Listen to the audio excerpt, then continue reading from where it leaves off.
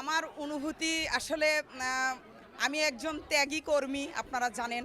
দীর্ঘদিন লড়াই সংগ্রাম, দলের জন্য যে ত্যাগ আমি স্বীকার করেছি। আমি আমার মাকে হারিয়েছি। আমি যখন পল্টন অফিসে আমাকে যখন আওয়ামী লীগ ফ্যাসিস্ট সরকার যখন অন্যায়ভাবে গ্রেপ্তার করেছিলেন, সেই গ্রেপ্তারের দৃশ্য দেখে আমার মমতাময়ী মা ব্রেন স্ট্রোক করে সঙ্গে সঙ্গে মারা গিয়েছিলেন। আমি আমার সুস্থ মাকে রেখে গিয়েছিলাম, আমি ফিরে এসে কবর দেখেছি। এটি ত্যাগ আমি মনে করি। তারপর এই রাজনীতি করবার জন্য আসলে আমাকে অনেক মূল্য দিতে হয়েছে। আমাদের গাবতলী উপজেলা পরিষদে পুলিশের সঙ্গে মারামারি করে আমি আমার মানে কি বলবো, আমি একজন আমার সন্তানকেও আমি হারিয়েছি। সেটি হয়তো আপনারা জানেন না। এটিও আমার ত্যাগ। পরবর্তীতে আমি আর মা হতে পারিনি। আমার একটি মাত্র সন্তান রয়েছে।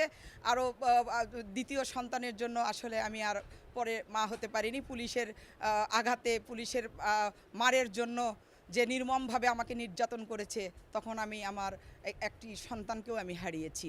এটিও আমার ত্যাগ। আপনারা দেখেছেন জুলাইয়ের যে আন্দোলন, আপনারা দেখেছেন আমার কি ভূমিকা ছিল। আমি আমার একমাত্র কন্যা সন্তানকে নিয়ে মাঠে ছিলাম, একেবারে শুরু থেকে শেষ পর্যন্ত আমি ছিলাম। ওই হায়েনা সরকার ৫ তারিখে পতন হয়েছে, ৪ তারিখও আমার নামে মামলা করেছে। আপনারা জানেন আওয়ামী লীগের দ্বারা আমি কত নির্যাতিত হয়েছি। আমাকে কোর্টে হামলা করা হয়েছে, আমাকে বিবস্ত্র করা হয়েছে, আমাকে বিভিন্নভাবে হয়রানি করা হয়েছে। আমি পুলিশি নির্যাতন, আওয়ামী লীগের যে ফ্যাসিস্ট আওয়ামী লীগ যে নির্যাতন আমার উপরে করেছে, আপনারা সকলেই সব অবগত আছেন। আমি মাননীয় প্রধানমন্ত্রীর কাছে কৃতজ্ঞ। উনি ত্যাগীদের মূল্যায়ন করেছে। আমি সহ আমাদের যে ৩৬ জন মহিলা এমপি এসেছে, সবাই কিন্তু রাজপথ থেকে উঠে আসে, আপনারা জানেন। সবারই ত্যাগ রয়েছে। এবারের যে ৩৬ জন যে মনোনীত হয়েছেন, এটি ছিল অনেক ষড়যন্ত্র, অনেক মহাযুদ্ধ। অতীতেও যে মহিলা আসনের যে যারা সিলেকশন হয়েছে, সেই অতীতের তুলনায় এবারের যে মহিলা যে আমাদের আসনে যে আমরা যারা নির্বাচিত হয়েছি, তাদের যে কি বলবো, সেটা আসলে এই সংগ্রাম ছিল অনেক কঠোর সংগ্রাম ছিল। সেখান থেকে আমাদেরকে ত্যাগীদেরকে মূল্যায়ন করা হয়েছে। সেজন্য মাননীয় প্রধানমন্ত্রীর প্রতি আমরা কৃতজ্ঞ।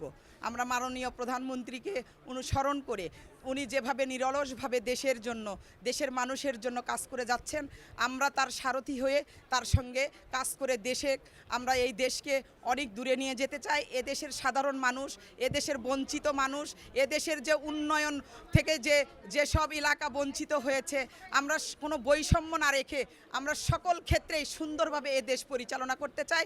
সেজন্য আপনাদের সহযোগিতা প্রয়োজন। আপনারা সহযোগিতা করবেন এবং আমার এই মাঠের বোনদেরকে নিয়ে আমি এগিয়ে যেতে চাই। বগুড়া জয়পুরহাটবাসীর জন্য আমি কাজ করতে চাই।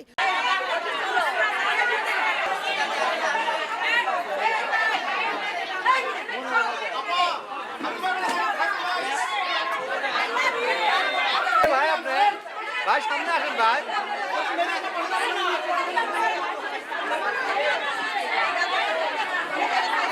মামুন আছে নিচে, দেখো মামুন এখানে দেখো।